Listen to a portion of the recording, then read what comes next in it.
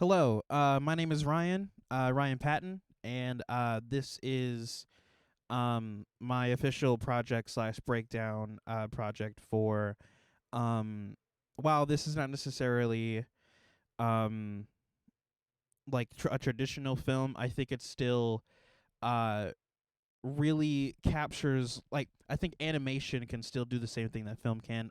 There are still a lot of the same themes that you see in film, that you do in this in this animation right here. So this is from the show Justice League Unlimited, and it follows the Justice League characters from DC. So Superman, Batman, Wonder Woman, those types of things. But in the couple of scenes from the episode that I'm going to be discussing, some of the main characters here are Superman, aka Clark Kent, Shazam, aka Benny Batson, Green Arrow, Oliver Queen, John Jones, the Martian Manhunter, and Flash, aka Barry Allen.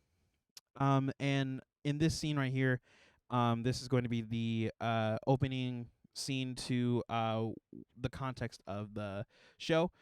So to give a couple of context clues so you understand what's going on before I break down some of the shots of why they do certain things. Shazam is a kid at heart. If you don't know the uh what's the word I'm looking for? Uh I'm blanking here.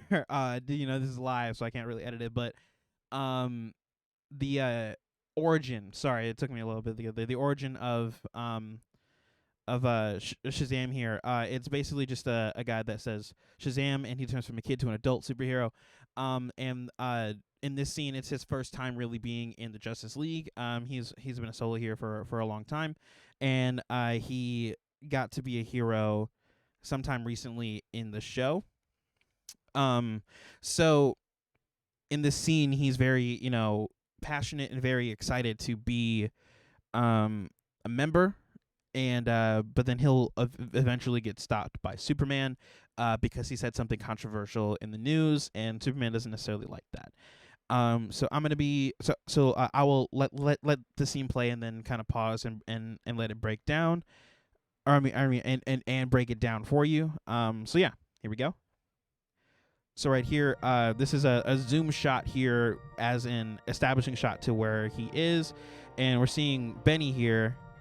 Uh, yeah, Benny right here. So this specific shot is because they want to establish the fact that he is still a kid, right? Like most adults that have joined the league at this point, um, like are full fledged adults. They've been heroes for a long time, but Benny is still 10 years old at heart when he's not in this form, right? So they wanted to capture this shot. This is a medium wide shot here. So that way they wanted to capture his childlike wonder, like, because he's pretty much the only person in the watchtower. This is the location, like the only person in the watchtower looking out of the window in space and stuff, because he is still a kid. This is one of his biggest dreams, right? So we do follow him here. Um, Notice how, like, now when you want to follow a specific character in film, typically what they do is they always put the main character in the middle, in the foreground uh of the frame, because they want you to follow him and see it from his perspective. So in this next scene, you're going to see him walking past a lot of people, but they never necessarily get a talking point, or they're always to the side of the screen, because the director of this specific scene wanted Shazam to be the main part of the scene and put him in the foreground and in the middle of the frame. So I'll let it play real quick. Guys, how you doing? Captain Adam, hi. Also, something to do with the music here too, right? It's very whimsical. It's very almost like wonder, or like innocent, because, like I said, the character himself is still a child. And it goes back to what I said before, how, like, in that entire scene right there, he was always in the middle of the frame. Notice how right here, uh the only time that he's an equal to someone is when he's gonna high five them, but even then he is still mostly part of the foreground. And any character that isn't like speaking or isn't the main focus is always in the background of each frame, including here, as you can see right here, and then here. So that's kind of the focus of this scene, or this specific part of the scene. But then the scene does change in tone in about a few seconds here, so I'll let it play.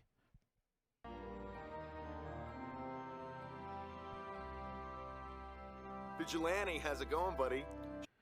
It goes back to that same theme, like I said before in this frame right here. How Shazam is still in the middle of the frame because the director wanted you to focus on Shazam for the most part in this specific sequence. How like and notice how he's also standing up as well. It's because you need to identify with the energy of Shazam in this specific scene. But like I said, in the next few seconds, the dynamic of the scene will change just because of the fact that Superman is going to come into play and then call him out for something. So Shining Knight, wow, look at you. That's new armor, isn't it? okay, so I'm gonna stop right here real quick. So there is a point where the scene kind of shifts, right? So in each other shot, you see, like even back here, right? Um, I'm gonna say film, but obviously this is an animation, so nothing was technically filmed. But like you understand what I mean. But notice how in each shot here, right, Shazam is framed in a way where we're supposed to look up to him as a role model. So the camera is always placed in a position of a lower angle. Not too low, obviously. It's still like in the center of his chest, but we're still supposed to look up at him. Notice how in most of the frames that we've seen him in so far, he's been in the top half of the screen right here, with the rule of thirds, and why and why he's in this part is so that way we can look up to him. It's not necessarily like a thing where we're supposed to feel inferior to him. We're still at an equal level of iframe just because he's not more powerful than us. He is in theory, but in terms of the viewer relating to him, he's not necessarily more powerful than us in terms of that. So that's why he's always framed like this at a lower but still eye level of an angle when he's walking through the halls. And then at this point, when we get to this part here, notice how we're still looking up at him in the frame right here. And then as soon as the energy shifts when Superman comes in, notice how he's shot from a higher angle here. Now, the reason why he's shot from a higher angle is because he's not the person that we're supposed to really see. Like he's not the main focus anymore, because Superman in the next frame, you can see his shadow, right? Now, when the shadow comes in and you see Shazam looking behind him, it's from a higher angle. So now we know that there is a higher power in the room, and that would be Superman in the next frame. Now notice how, like I said before, Shazam is still like we're supposed to be on the side of what's his name? Shazam in this specific frame because we're supposed to relate with him the most, right? Superman is not necessarily a bad guy, but he is definitely in the wrong in this episode, and I will show you what I mean in the next scene that I will show you. But notice how once he comes into the frame, now there's like a power shift. So now we're supposed to see Shazam not as an authority figure. Like, we're not supposed to feel more powerful than him, but he's very clearly not the authority of the room anymore because Superman is here. All right, I'll let it play for a little bit longer. Something wrong? Come with me.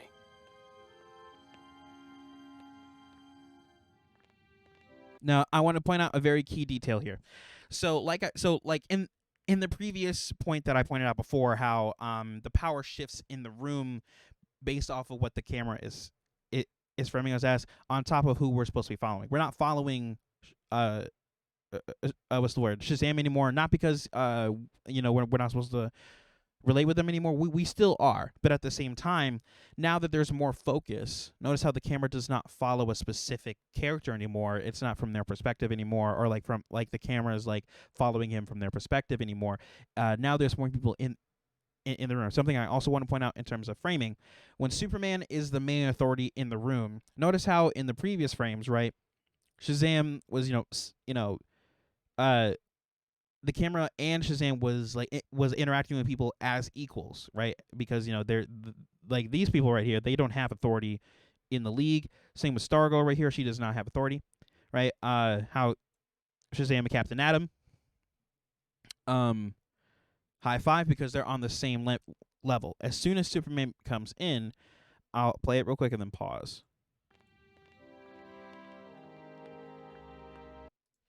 It is a very clear dynamic of who is in charge.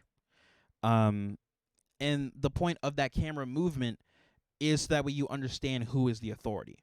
And in this situation, it's Superman. People move out of his way.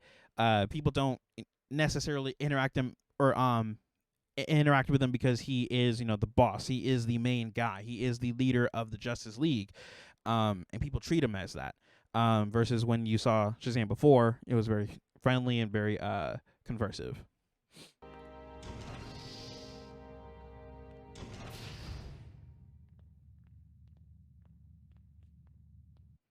All right, so here's another key point here. So this goes back to authority in the room and how the camera paints that picture for you.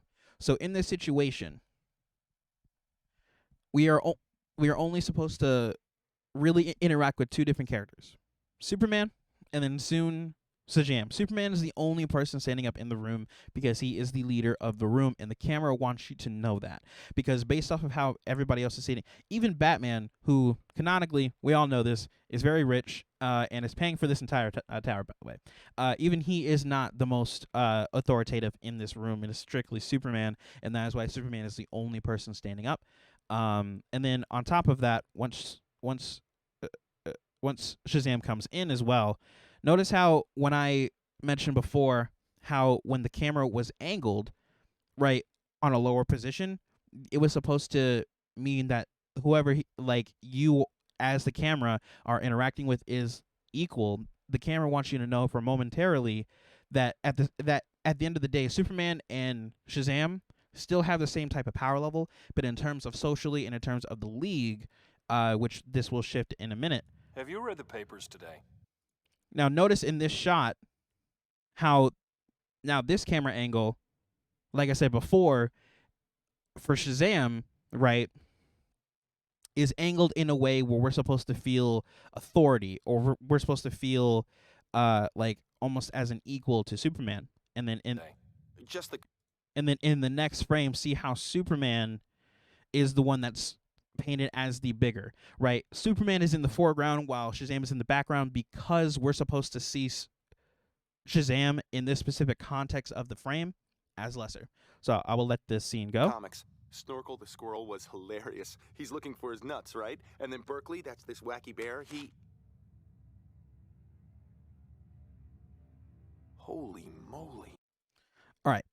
So this is a good energy shift as well. This is when it's officially obvious that we're not supposed to really side with anybody at this point, but we're supposed to see who the authority of the room is.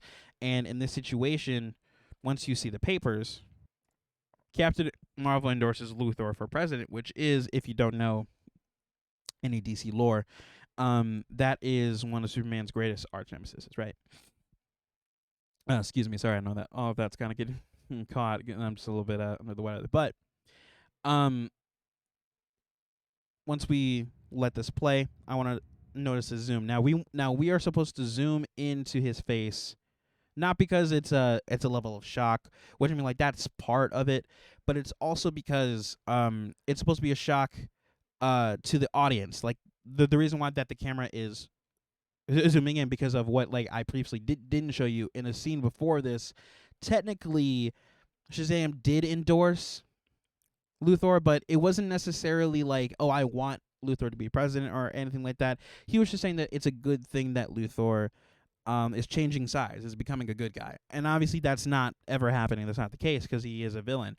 But at the same time, to Shazam's perspective, that's the way that it looked, right? So it's a matter of shock, not only for the character, but for the audience themselves, because before this, it didn't even seem like an endorsement. When you watched the scene, it didn't sound like he was supporting the presidency, but rather just a change of heart in somebody. Holy moly. When you joined this team, you became something more than just a hero. I know that, sir, but You became a symbol that represents all of us. yes, sir. We don't play favorites, we don't sell deodorant on television, and we All right, now this is it. Now this is important right here, right? So the reason why the camera is angled in this way, it goes back to my previous point about how of the power dynamic of the room. Now, in the previous shots before, in terms of power dynamic socially, because later in this episode they do fight, the camera is trying to paint them still as equals in terms of a power dynamic. But socially, Superman is the top dog of this room, and you see that because the way that the camera angles down.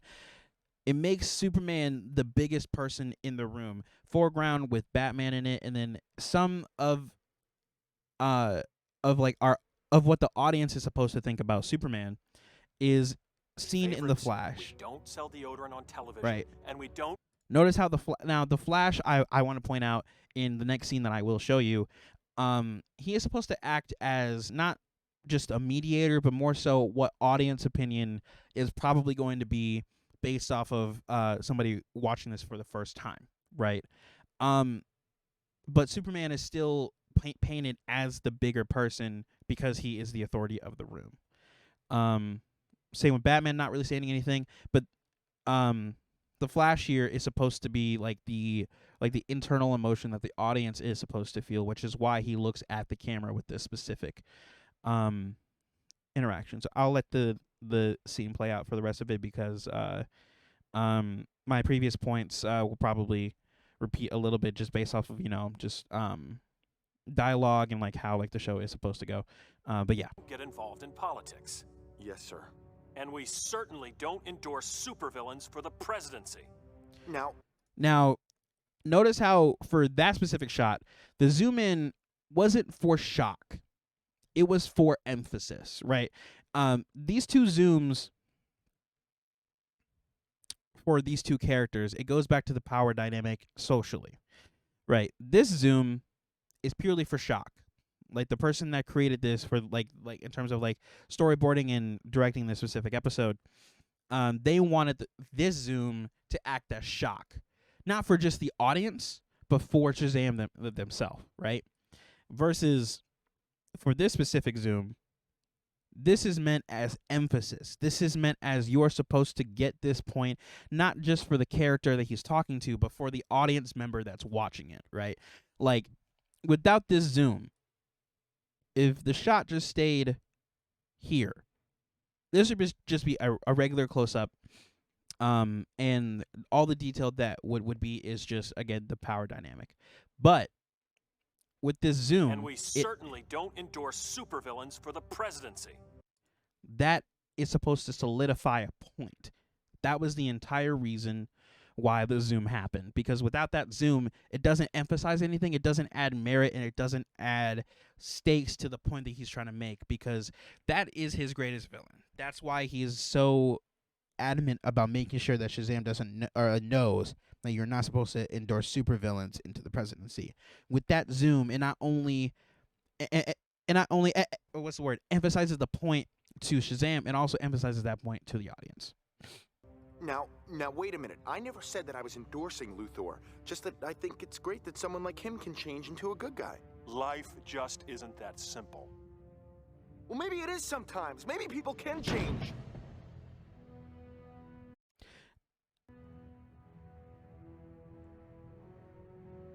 So this pan shot right here, the only real purpose of the shot is to show from Shazam's perspective that regardless of if anybody in the room agrees or disagrees, he should follow this rule, right? Because the reason why that the camera shakes here is because, again, in these previous shots, we return to the face value, like medium shot of us being on the same level in terms of eyesight as Shazam, because these are two sides of a coin in terms of an argument that the episode is trying to make.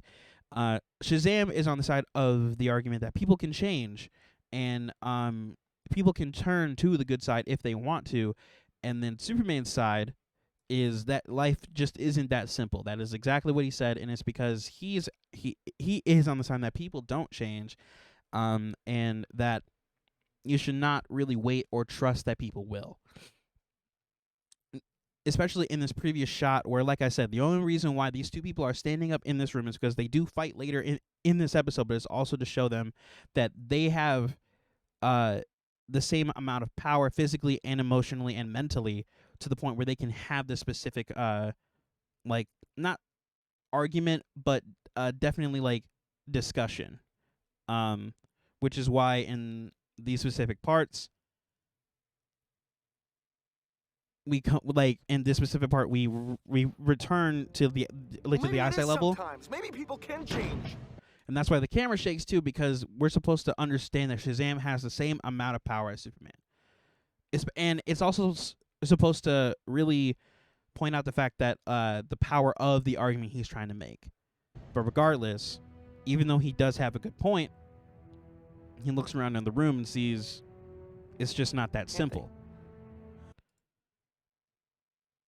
He has to follow the rules or he's going to get kicked off of the team, and that's just the end of that. You are not to make any more public statements without running them past the league first. Is that understood? Yes, sir. Goes back to the same point of the Zoom. It now at this point it is for emphasis. There is no surprise or shock from this. This is for emphasis. And notice how it is slightly angled to a point down, but not to a point where I lost my train of thought there. But that's the point that I'm trying to make. Is that here for the Zoom? The reason why that the Zoom happens is just to emphasize the point of that he's not supposed to make any sort of comment without running it by the league first, especially about supervillains. And that's pretty much the scene from here. The league first. We Is that understood? We do return to this shot right here to again finally remind the viewer that they are still on the same level in terms of power, but we all know who the authority is still. Yes, sir.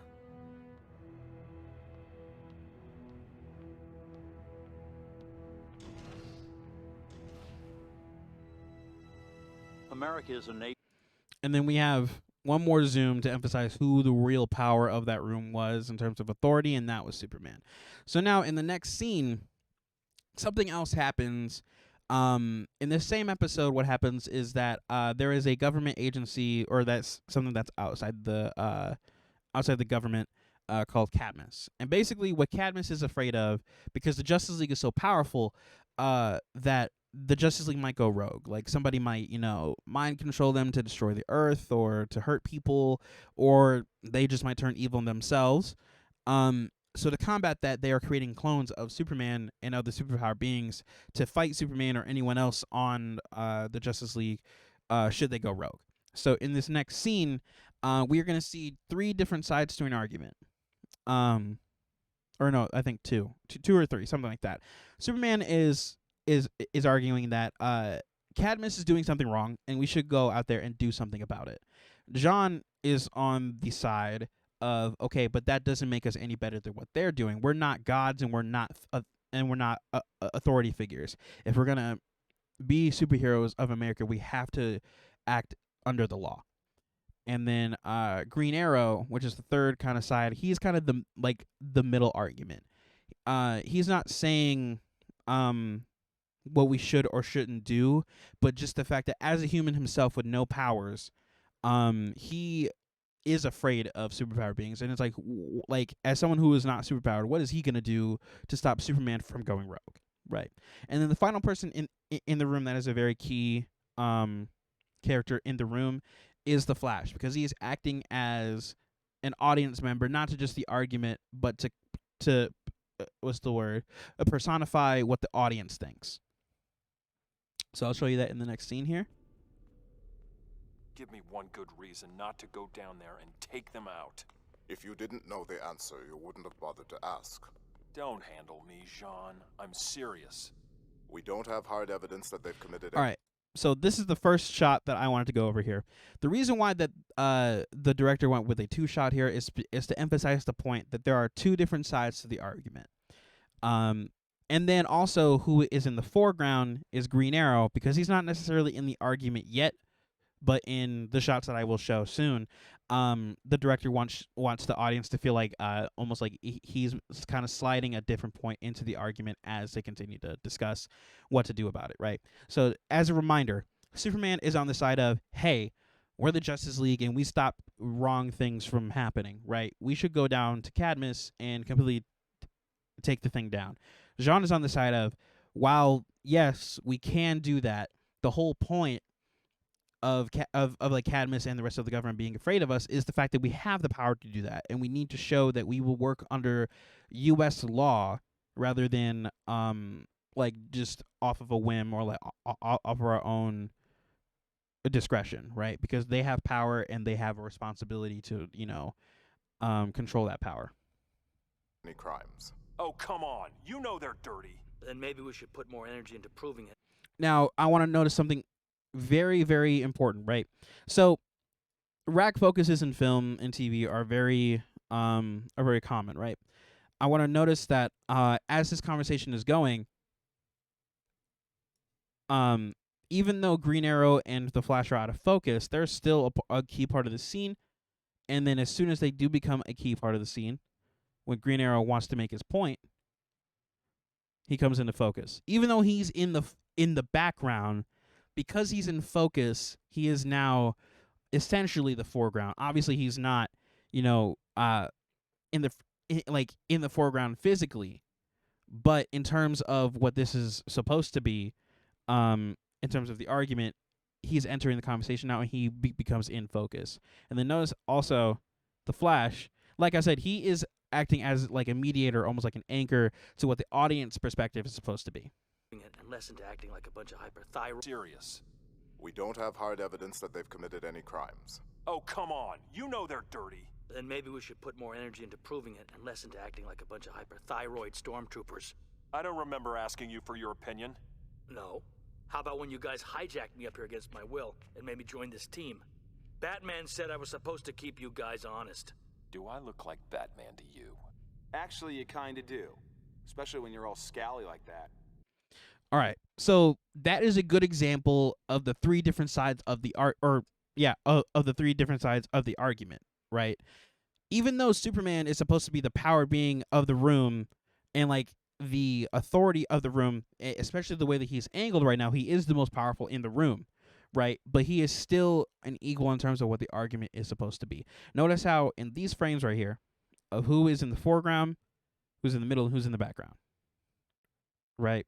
So, like I said before, foreground is Superman, and to a certain extent as well, Green Arrow, because they are the main points that the show is trying to make, right? And then notice how the Flash, smirking in the background here, is supposed to be the mediator / like the person that is acting as the audience. As you can see in the lines and where he's placed in the frame, that's exactly what he does. That is one of his only lines in this entire scene. Guys honest. Do I look like Batman to you? Actually, you kinda do. Especially when you're all scally like that. Which is funny because when this was animated, pretty much Batman and Superman have the exact same character model. It's very funny. We can't let Cadmus get away with it. No one's saying we should, but we have to keep a cool head. Do you know what they did to me? Look, kid. Hamilton's a piece of garbage, and Luthor's worse. But this isn't the way to stop them. Also, I want you to pay attention to one of the lines. It was, "Look, kid," right? We have Supergirl, in the middle of the frame, in the foreground, eye level. As soon as Green Arrow comes into frame, it pans up, and now guess who's the bigger person here? It's because technically, in this context, Supergirl is the least experienced. She does have an opinion in this specific situation, but because she hasn't been a superhero that long, she does get drowned out by Green Arrow here, who does have a strong point. I'll let it play again. Garbage, and Luthor's worse. But this isn't the way to stop them. And now the point that he was trying to make was that going down there and destroying the entire building of Cadmus is not going to really get anything done because it's going to make them look worse. We must also consider the possibility that Cadmus is right to be afraid of us. What? And there is strong evidence of Cadmus having legitimate connections to the government. Maybe to some rogue black ops group. The real government wouldn't get involved in anything like this. Hey, I'm the only guy in the room who doesn't have superpowers. And let me tell you, you guys scare me. What if you do decide to go marching down there, taking care of whoever you think is guilty? Who could stop you? Me? So you want the government to have a bunch of superhuman weapons just to keep us in check? No. I don't know. Yeah. So I want to know something here, right? Even though at this specific point, again, it goes back to like the point of how we are angled lower to really see like the power of the room, right? And he's making a strong point. Everybody is making a strong point, which is why they are angled the way that they do. But as soon as And let me tell you, this point you is guys over, scare me. I'll show What something. if you do decide to go marching down there, taking care? The pan over is still angled at a point where everyone in the room does have a strong point, but also these are superpowered beings. In the next frame, however, they are going to be framed a little bit differently, I think. Care of whoever you think is guilty. Who Who could stop you? Me? So you want the government to have a bunch of superhuman weapons just to keep us in check? No. I don't know. Yeah. Look, I'm an old lefty. Now, guess who is the bigger person in the room? Green Arrow. It's because he just made one of the strongest points. Even though he is somebody that is not a superpowered being, right? He has a right to be afraid of these characters. And it's because he's just a guy with a bow and arrow. What's he going to do if Superman decides to completely take over the human race? What's he going to do if the Flash runs faster than him, or if Supergirl goes rogue, or if John Jones goes rogue, because he is an alien with superpowers, right? So he's about to make a point, and I'll let it go real quick. Look, I'm an old lefty. The government must do for people what people can't do for themselves. The people sure can't protect themselves from the likes of us. We're not talking.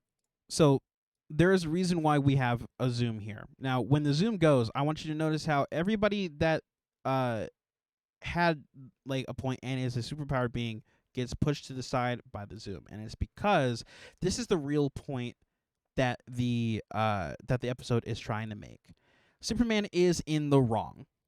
That is the entire reason why this scene is happening. It's because we're trying to like paint the fact that there is a reason why humans are afraid of the Justice League. It's because Superman is as powerful as he is, right? So to make this point, they push any superpowered being to the side, quite literally, to really let this human who has no powers shine with his point. So I'll let it play one more time. See, as you can see, everybody is being pushed to the respective side of the room, and is especially listening to them, because we're not supposed to relate with them anymore. We're supposed to really hear Green Arrow here. We have to hit them back. The likes of us. We're not talking about the government. We're talking about a shadow cabinet that. So now, because he made a strong point, notice how we are all back to eye level again. It's taken right? it upon themselves to eliminate us. You see what I'm saying? Like now that he's made his strong point, has almost basically won the argument. Like almost like a mic drop type of moment there. Now we see that they are equals again. Because they both made their points, and to a certain extent, Green Arrow is right here. They should be able to protect them, or to protect themselves from the likes of the Justice League. So now that we know that Superman is in the wrong, Superman does get defensive, and now we're back at square one in terms of them being equal on the frame, both in the foreground and at eye level. They came after us. We have to hit them back hard. Grammy Flash always used to say the trouble with an eye for an eye is that everybody ends up blind. That was the Flash's second line, and he is still in the background, and it's because he is just the middle mediator and like the audience thing. Now, he just said that, that like the problem with an eye for an eye is that everybody ends up blind. That's the reason why he's here. It's because he's supposed to really fill in the void of the points that everybody is trying to make. But the key point here is that there shouldn't be any forum. Well, you hit me first, I'm gonna hit you back, and then the scene ends with the zoom, and it's because Superman, while everybody put in like a point here, it's still his decision to do something about it. he is still the most powerful person in the room, and that's why that zoom still happens pretty frequently. It's because to really like emphasize a point here, not even from his like not even from something that he said, but it's really supposed to hit Superman, which is why the zoom happened there. So those were the two frames, the two scenes that I was going to go over there. That's pretty much it. I know it's not a traditional film, but I think that this animation does exactly what a film would do, especially how people are out of focus and in focus and in foreground and background with the rule of thirds and things. And I think it really tells a good story in terms of like superheroes disagreeing and kind of like the real like the realistic tendencies of what superheroes can be. So yeah, that's the presentation. Thank you so much for watching. If you did, for anybody that's a student or like a classmate of mine, and yeah, cool. That's it. Thanks.